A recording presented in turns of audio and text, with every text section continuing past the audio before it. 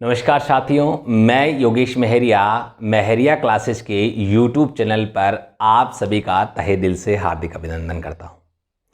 आज हम जिस विषय वस्तु के बारे में बात करने वाले हैं, टॉपिक का नाम है प्रधानमंत्री।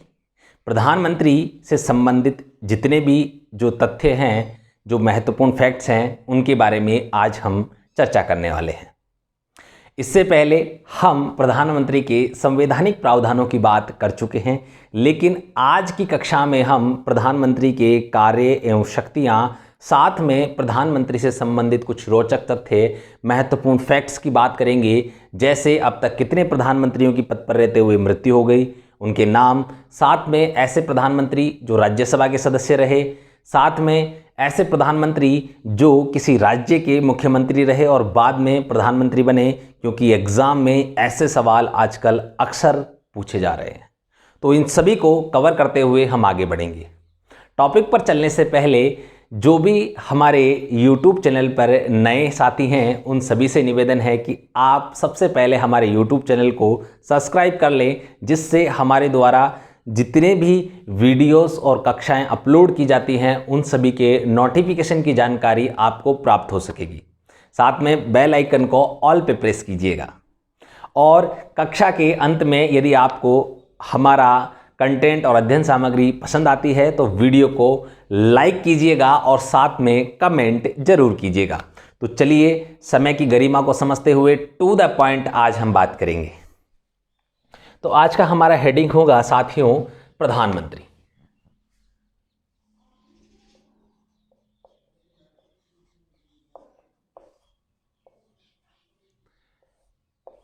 प्रधानमंत्री, अब तक हम प्रधानमंत्री की जिन चीजों के बारे में बात कर चुके हैं, सबसे पहले हमने बात की थी प्रधानमंत्री की नियुक्ति। तो देखो, प्रधानमंत्री की नियुक्ति कौन करता है? आप सभी को उत्तर पता है। प्रधानमंत्री की नियुक्ति की जाती है राष्ट्रपति के द्वारा। अब यहीं पे हमने पिछली कक्षा में पढ़ लिया किस अनुच्छेद के अनुसार, तो आपको यहां पर याद रखना है, अनुच्छेद 75(1) के अनुसार प्रधानमंत्री की नियुक्ति की जाती है। चलिए आगे हम बात करें। नियुक्ति के बाद में प्रधानमंत्री क्या लेते हैं? शपथ। तो शपथ कौन दिलाता है? शपथ भी जो है प्रधानमंत्री राष्ट्रपति के समक्ष शपथ ग्रहण करते हैं। यानी कि भारत के राष्ट्रपति के द्वारा प्रधानमंत्री को शपथ दिलाई जाती है। और इस बात का हमने प्रावधान कहाँ पढ़ा है? 75(4) के अंदर हमने संवैधानिक प्रावधानों में बात की थी। साथ में मैं आपको यहाँ पर बता दूँ, यदि प्रधानमंत्री जो है त्याग पत्र देगा तो किसे देगा? तो इसका भी आपको याद रखना है। प्रधानमंत्री के द्वारा त्याग पत्र किसे दिया जाता है? राष्ट्रपति को। ठीक है, आगे हम बात करें प्रधानमंत्री का कार्यकाल कितना होता है। बहुत सी बार एग्जाम में ये सवाल पूछा जाता है। देखो मेरे साथियों, में जो बोर्ड पे लाइन लिखता हूं वो अपने आप में एक सवाल है, तो इसमें कोई गुंजाइश नहीं है, हमें सारी चीज़ें पढ़नी है। अगर ये आप एक बार पढ़ लेंगे तो आपके सभी कंसेप्ट क्लियर हो जाएंगे। चलिए, कार्यकाल, तो सबसे पहली कंडीशन तो ये है कि जब तक उसे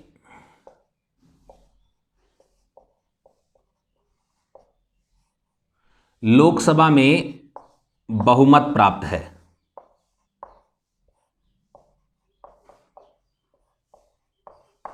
यानी कि प्रधानमंत्री तब तक अपने पद पर रह सकता है जब तक उसे लोकसभा में बहुमत प्राप्त होगा। अब यहां से जो सवाल बनते हैं वो सीधे टू द पॉइंट बनते हैं। जैसा नियुक्ति कौन करता है, किसके द्वारा की जाती है, किस अनुच्छेद में प्रावधान है, तो आपके समक्ष ये प्रश्न है और ये उत्तर है। चलिए आगे इसके अतिरिक्त हम बात करें कि प्रधानमंत्री कौन होगा। यानी कि प्रधानमंत्री किसे नियुक्त किया जाएगा? राष्ट्रपति के द्वारा प्रधानमंत्री नियुक्त किया जाता है, यह बात सत्य है, लेकिन किस व्यक्ति को? तो इसका सही उत्तर होगा लोकसभा में बहुमत प्राप्त व्यक्ति को, लोकसभा में बहुमत प्राप्त दल के नेता को राष्ट्रपति द्वारा प्रधानमंत्री नियुक्त किया जाता है। तो चलिए, ये भी कुछ जो तथ्य हैं वो हम लिख लेते हैं।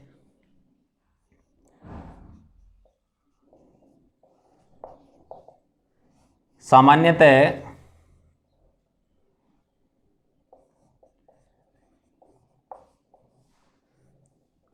राष्ट्रपति द्वारा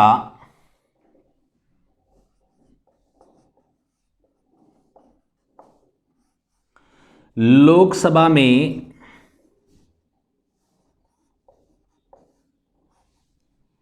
बहुमत प्राप्त दल के नेता को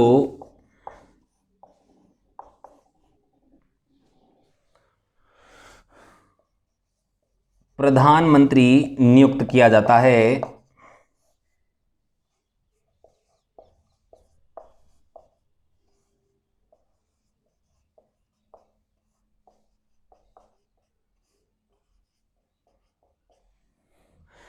अब मेरे साथियों, मैं यहाँ पर यदि आपको बताऊं तो आपका ये आंसर, कई बार आपसे सवाल इसी फॉर्मेट में पूछ लेता है कि राष्ट्रपति द्वारा प्रधानमंत्री किसे नियुक्त किया जाता है। तो लोकसभा में बहुमत दल के प्राप्त नेता को क्या किया जाता है? प्रधानमंत्री नियुक्त किया जाता है। अब मान लो किसी भी दल को लोकसभा में स्पष्ट बहुमत प्राप्त नहीं है। स्पष्ट बहुमत का मतलब ये होता है कि जो लोकसभा की कुल सदस्य संख्या है, यानी कि जो वर्तमान सदस्य संख्या है, उसका 50% से अधिक। यदि किसी के पास सदस्य हैं तो उन्हें स्पष्ट बहुमत प्राप्त है, ठीक है। और यदि 50% से कम होगा तो वह सरकार ऐसी सरकार कहलाती है, कैसी सरकार? अल्पमत वाली सरकार। यानी कि मान लीजिए किसी दल के पास 50% सदस्य नहीं है, तो ऐसी परिस्थितियों में भारत के राष्ट्रपति द्वारा सबसे बड़े दल के नेता को प्रधानमंत्री नियुक्त किया जाता है। चलिए इसी में हम लिख लेते हैं, लेकिन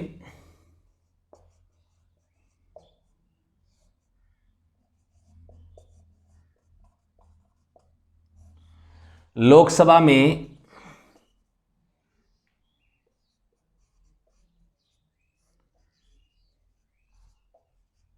स्पष्ट बहुमत या पूर्ण बहुमत न होने पर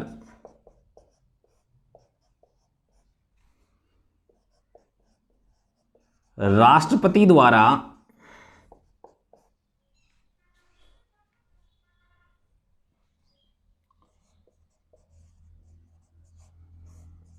सबसे बड़े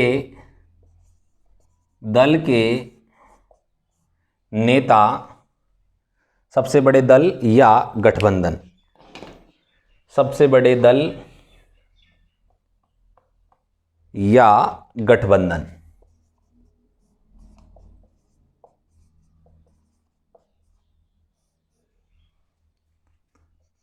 के नेता को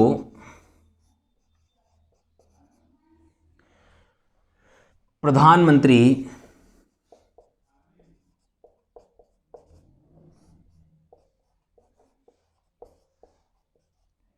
नियुक्त किया जाता है।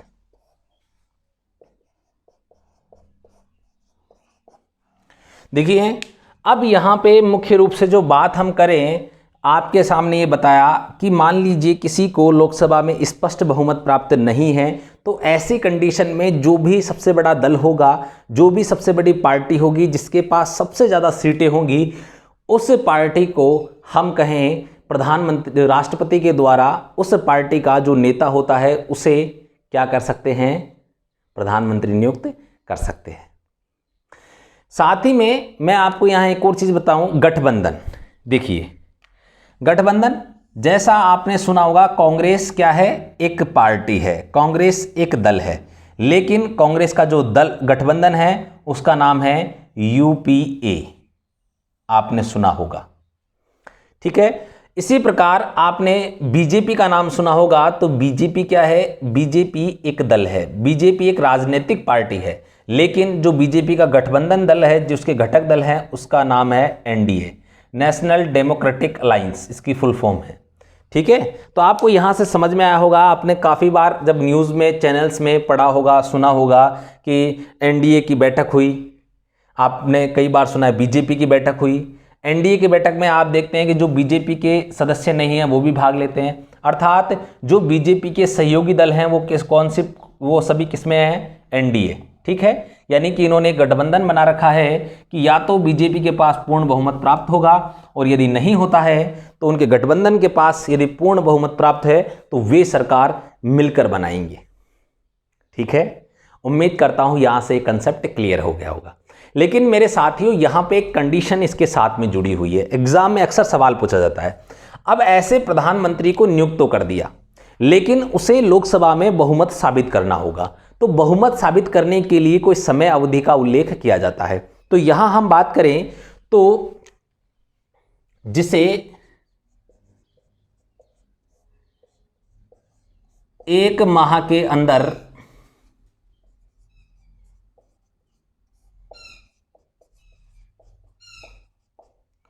लोकसभा में बहुमत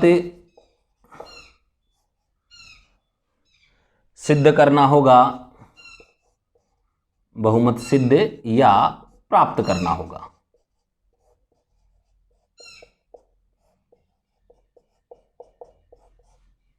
ठीक है, कितने महीने में? 1 महीने में, यानी कि 1 महीने की समय अवधि भारत के राष्ट्रपति के द्वारा प्रदान की जाती है कि भाई आप 1 महीने में आराम से आप अपना बहुमत साबित कर दें।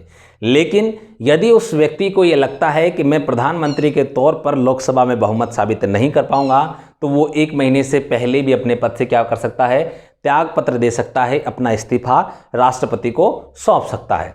साथ में यदि हम यहाँ बात करें, अगर 1 महीने में बहुमत साबित करने में सफल नहीं हुए तो स्वतः ही क्या हो जाएगा? उनका प्रधानमंत्री पद जो है, जो उनकी नियुक्ति है, वो अयोग्य घोषित हो जाएगी।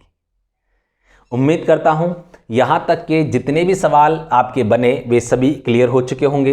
एक बार पुनः फटाफट मैं 1 मिनट के अंदर इसे दोहरा देता हूं जिससे आपको पुनः याद हो जाए। मेरा उद्देश्य बार बार किसी शब्द को दोहराने का अर्थ यही है कि आपको ये चीज़ें कक्षा में ही याद हो जाएं, घर जाकर आपको सिर्फ रिवीजन करने की आवश्यकता हो, रट्टा ना मारना पड़े।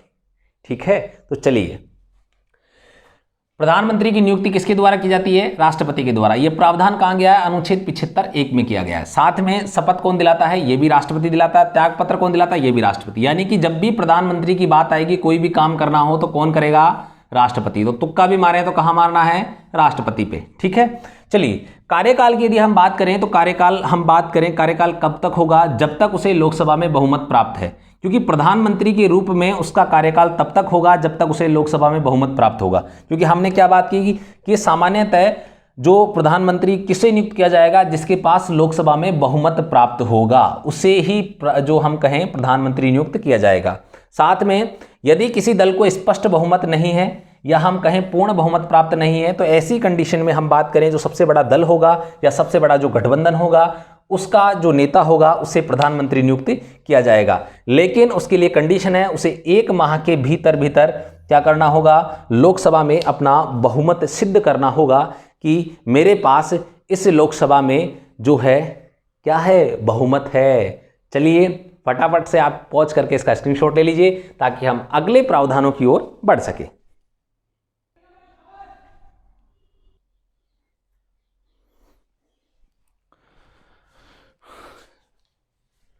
तो चलिए साथियों, आपने स्क्रीनशॉट ले लिया होगा और मैं इसे अब मिटा देता हूं। तो चलिए, आपके सामने क्लियर हो चुका कि प्रधानमंत्री की नियुक्ति के लिए क्या क्वालिफिकेशन होनी चाहिए कि उसे लोकसभा में बहुमत प्राप्त होना चाहिए, इतना ही पर्याप्त है। इसके बाद में उसे प्रधानमंत्री नियुक्त किया जा सकता है। ठीक है, चलिए आगे हम बात करेंगे अब राष्ट्रपति के हम अब बात करेंगे प्रधानमंत्री के कार्य एवं शक्तियों के बारे में। कि साहब प्रधानमंत्री महोदय के क्या क्या काम हैं, क्या क्या शक्तियां हैं, इनके बारे में अभी हम चर्चा करेंगे। क्योंकि हम जब ने राष्ट्रपति पढ़ा था तब हमने बहुत सारे तथ्य इस प्रकार से पढ़े थे कि जो है संवैधानिक प्रधान कौन होता है सरकार का, तब हमने पढ़ा था राष्ट्रपति। या हम कहें भारत सरकार के सभी कार्य किसके नाम संचालित किए जाते हैं? राष्ट्रपति के नाम से। तब हमने ये भी बात की थी कि तीनों सेनाओं का प्रमुख कौन होता है, तब हमने बात की थी राष्ट्रपति। उन्हीं तथ्यों को दूसरे संदर्भ में भी पूछा जाता है। जिसको आज हम प्रधानमंत्री के संदर्भ में पूछेंगे, यानी कि वही फैक्ट्स प्रधानमंत्री के संदर्भ में किस प्रकार से पूछे जाएंगे। तो चलिए,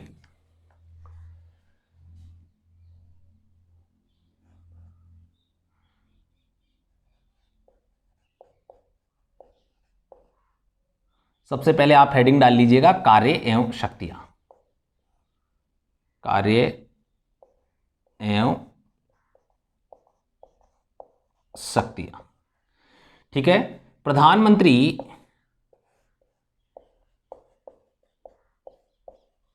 देश का वास्तविक प्रधान होता है, और यही यदि हम राष्ट्रपति की बात करते तो वो होता है संवैधानिक प्रधान, ठीक है। अगला जो पॉइंट है वो यहां से बनता है सेम, प्रधानमंत्री सरकार का वास्तविक प्रधान होता है, इसको लिखना है प्रधान होता है, ठीक है। इसी प्रकार यदि हम बात करें आगे, प्रधानमंत्री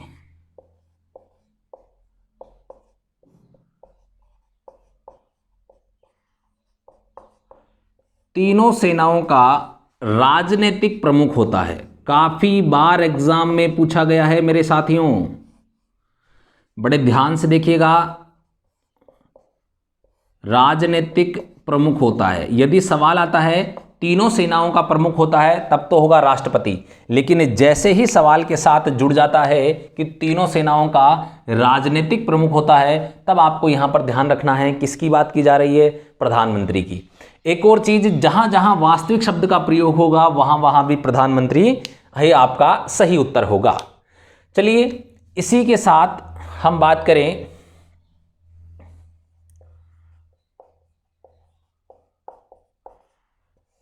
प्रधानमंत्री की सलाह पर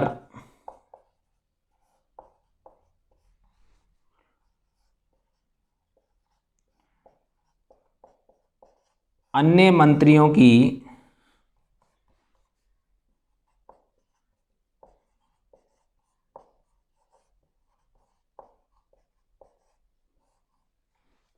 नियुक्ति की जाती है।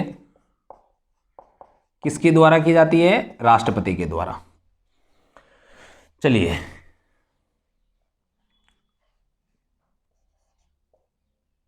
प्रधानमंत्री मंत्रिपरिषद की बैठकों की प्रधानमंत्री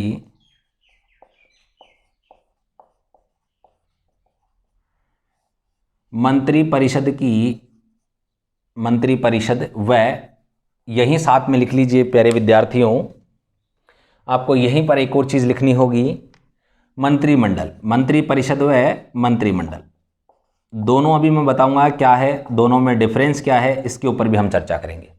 मंत्रिपरिषद व मंत्रिमंडल की बैठकों की अध्यक्षता करता है।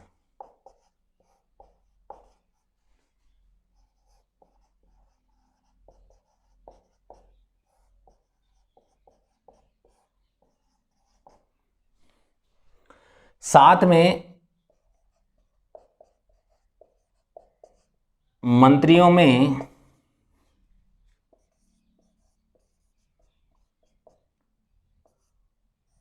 विभागों का बंटवारा व उसमें फेरबदल करता है। देखिए, वैसे तो राष्ट्रपति के द्वारा जो है विभागों का बंटवारा एक तरीके से हम कहें किया जाता है, लेकिन वो प्रधानमंत्री की सिफारिश पर ही सारे काम किए जाते हैं, इसलिए मंत्रियों में विभागों का बंटवारा एवं उसमें फेरबदल किसके द्वारा किया जाएगा, जो है प्रधानमंत्री के द्वारा यह कार्य संपन्न किया जाता है। ठीक है, आगे हम बात करें प्रधानमंत्री द्वारा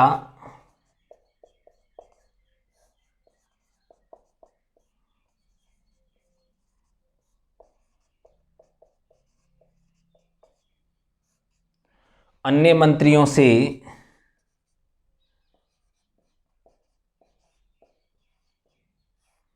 इस्तीफा मांगा जा सकता है। जिसको हम कहें मांग सकता है। प्रधानमंत्री द्वारा अन्य मंत्रियों से इस्तीफा मांग सकता है या मांगा जा सकता है, या इसके संदर्भ में राष्ट्रपति को हम कहें सलाह भी दे सकते हैं। सलाह किस प्रकार से देंगे, देखिए, प्रधानमंत्री द्वारा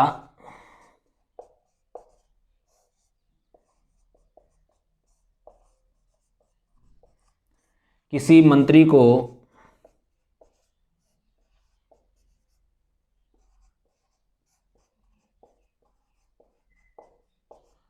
पद से हटाने व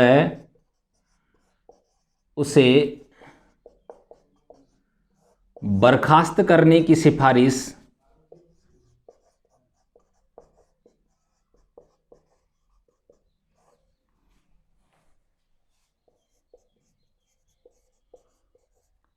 राष्ट्रपति को की जा सकती है।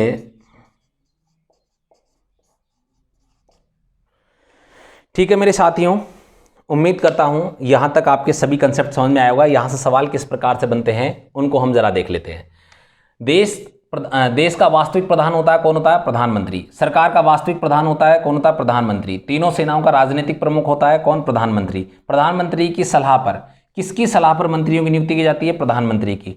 ठीक है, और हम कहें मंत्रिमंडल की बैठकों की अध्यक्षता कौन करता है, प्रधानमंत्री। मंत्रिपरिषद की बैठकों की अध्यक्षता कौन करता है, प्रधानमंत्री। ठीक है, मंत्रियों में विभागों का बंटवारा कौन करता है, प्रधानमंत्री। मंत्रियों में विभागों के फेरबदल कौन करता है, प्रधानमंत्री। साथ में यदि हम बात करें अन्य मंत्रियों से इस्तीफे की मांग कौन कर सकता है, ये कहें प्रधानमंत्री। और जो है पद से कौन हटा सकता है, याद रखना प्रधानमंत्री सिर्फ इस्तीफे की मांग कर सकता है, पद से कौन हटा सकता है, पद से हटा सकता है राष्ट्रपति। प्रधानमंत्री द्वारा किसी भी मंत्री को पद से हटाने या उसे बर्खास्त करने की सिफारिश की जाती है। सिफारिश किसके द्वारा की जाएगी, प्रधानमंत्री के द्वारा, और हटाया किसके जाएगा, राष्ट्रपति के द्वारा। दोनों अलग अलग कंसेप्ट हैं, इसको आप बड़े ध्यान से यहां पर थोड़ा देखिएगा। तो फटाफट से आप इसका स्क्रीनशॉट ले लीजिए ताकि मैं जो है आगे की जानकारी फटाफट से आपके बोर्ड पे लिख सकूं। आपने स्क्रीनशॉट ले लिया होगा, यदि नहीं लिया है तो आप पॉज करके ले सकते हैं। तो चलिए अब आगे प्रधानमंत्री से संबंधित कुछ बातें जो हमें और लिखनी हैं कार्य एवं शक्तियों में, वो भी हम फटाफट से लिख लेते हैं जिससे ये कक्षा हमारी पूर्ण हो सके। तो चलिए देखिए, अब तक हमने बात कर ली, यदि कहीं पे भी वास्तविक प्रधान के रूप में कोई बात आती है कि वास्तविक प्रमुख है या वास्तविक प्रधान है तो कौन होगा, प्रधानमंत्री होगा। इसी के साथ में अब तक हमने बात की कि तीनों सेनाओं का राजनीतिक प्रमुख कौन होता है, तो वे भी कौन होते हैं, प्रधानमंत्री। ठीक है, और मंत्रियों के संबंध में कोई भी आप कहें बात आती है तो आपका वहां पे भी आंसर कौन होगा, प्रधानमंत्री। कि मंत्रियों की नियुक्ति किसकी सिफारिश पर की जाती है, प्रधानमंत्री की सिफारिश पर। किसकी सिफारिश पर मंत्रियों को पद से हटाया जा सकता है, प्रधानमंत्री की सिफारिश पर। किसकी सिफारिश पर विभागों का बंटवारा किया जाता है, प्रधानमंत्री। यानी कि हर जगह क्या आंसर होगा, प्रधानमंत्री। चलिए अब यहां से हम आगे बात करते हैं इसी में जो हमारे अगले पॉइंट्स हैं उनके बारे में।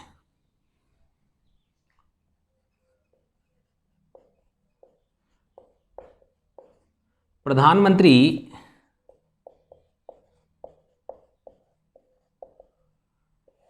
मंत्रिपरिषद द्वारा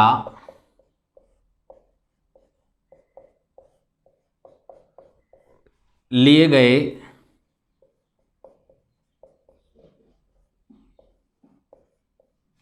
निर्णयों की जानकारी प्रधानमंत्री मंत्रिपरिषद द्वारा लिए गए निर्णयों की जानकारी राष्ट्रपति को देता है।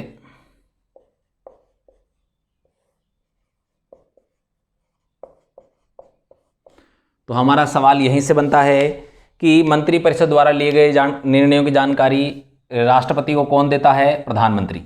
चलिए अगली लाइन और अगला सवाल, प्रधानमंत्री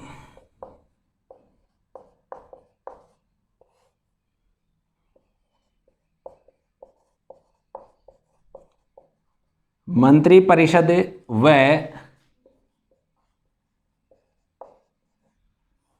राष्ट्रपति के मध्य कड़ी के रूप में कार्य करता है।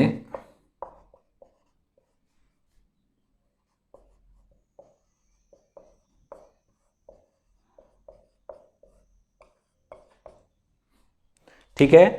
प्रधानमंत्री किसके मध्य कड़ी के रूप में काम करेगा? मंत्रिपरिषद और राष्ट्रपति के मध्य कड़ी के रूप में कार्य कौन करेगा? तब आपका आंसर क्या होगा? प्रधानमंत्री। ठीक है, यहां से आपका ये उत्तर होता है और ये सवाल बनता है। चलिए आगे हम बात कर लेते हैं इसी के अंदर। देखिए, प्रधानमंत्री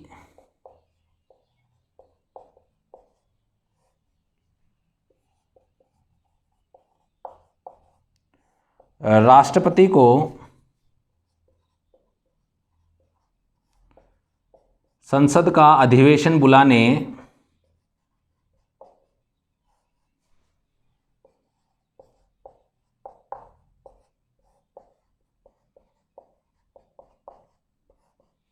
व समाप्त करने के संदर्भ में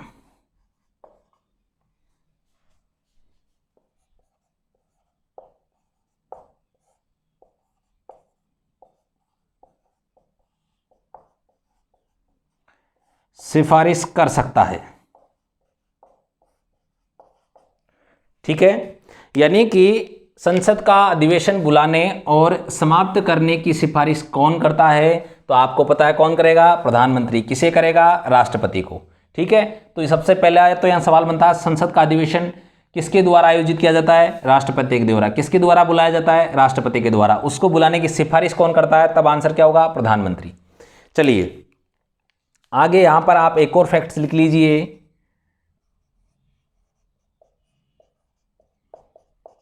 प्रधानमंत्री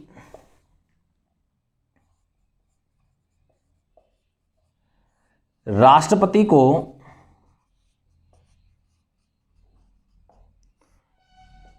लोकसभा को भंग करने की सिफारिश कर सकते हैं। प्रधानमंत्री राष्ट्रपति को लोकसभा को भंग करने की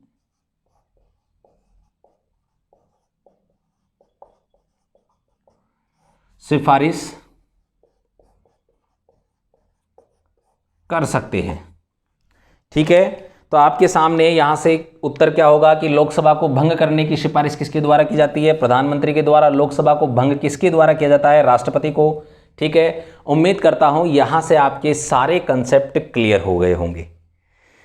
तो मेरे साथियों, यहां से अब हम बात करें, इसके अतिरिक्त हमारे भारत के जो प्रधानमंत्री हैं वो जैसे ही प्रधानमंत्री पद पर विराजमान होते हैं, इसी के साथ कुछ आयोग, कुछ अध्यक्ष, कुछ आयोग हैं, कुछ परिषदें हैं जिनके वे स्वतः ही अध्यक्ष के रूप में कार्य करते हैं। तो मुख्य रूप से जो एग्जाम की दृष्टिकोण से महत्वपूर्ण हैं, उन सभी को हम एक नज़र में देख लेते हैं। तो चलिए फटाफट से पहले आप इसका स्क्रीनशॉट ले लीजिए ताकि मैं आगे जो अध्यक्ष के रूप में है उसकी बात हम करें।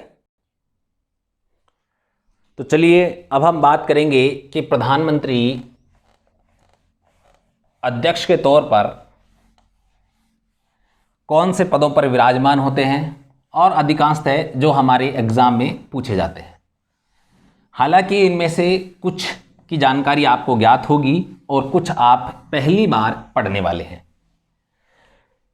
ठीक है, तो चलिए बिना किसी औपचारिकता के हम टू द पॉइंट अभी लिखने वाले हैं। आप एक बार मन में स्मरण कीजिए कि प्रधानमंत्री अध्यक्ष के तौर पर कौन कौन से हम कहें आयोगों के अध्यक्ष होते हैं। चलिए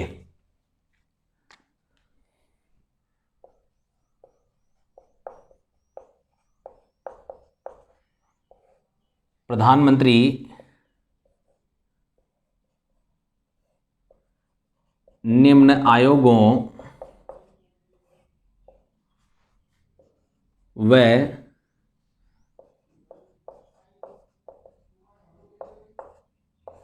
परिषदों के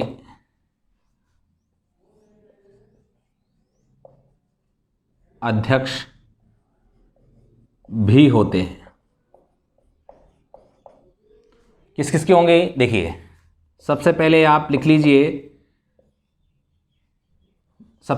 लिखिए जिसकी जानकारी आपको है, लिखिए नीति आयोग।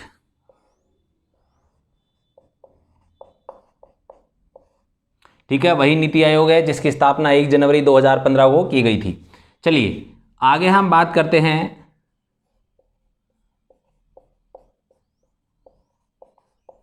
अंतरराज्य परिषद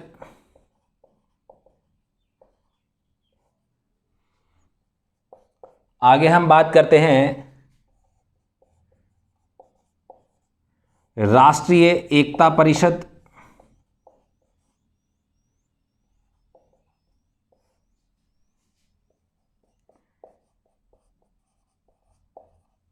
राष्ट्रीय सुरक्षा समिति,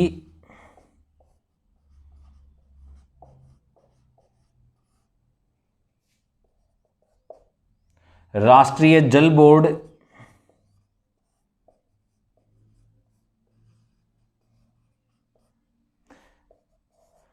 राष्ट्रीय वन्य जीव नियामक बोर्ड,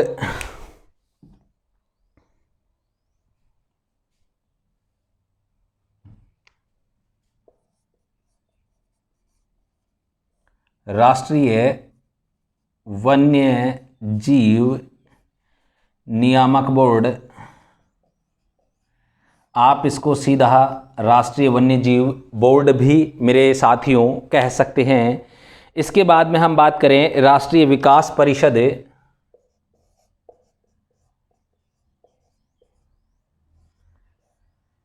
माफ कीजिएगा, राष्ट्रीय विकास परिषद,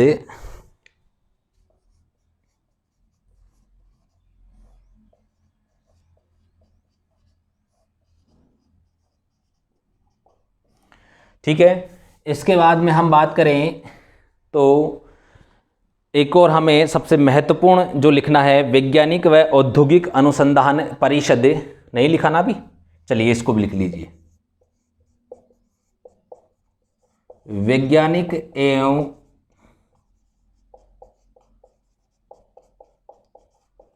औद्योगिक